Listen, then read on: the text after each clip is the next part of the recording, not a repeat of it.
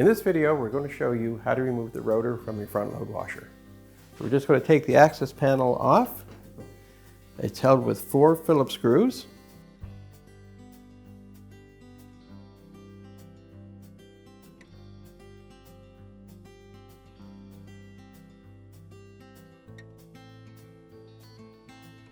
So to remove the rotor, we're just going to take our 17mm socket on an impact, put it in reverse,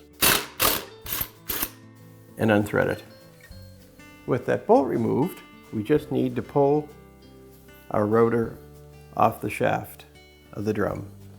And you do that just by giving it a wiggle and pulling at the same time.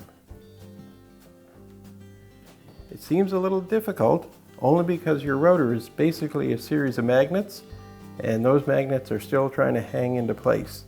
So you're working against their magnetic force.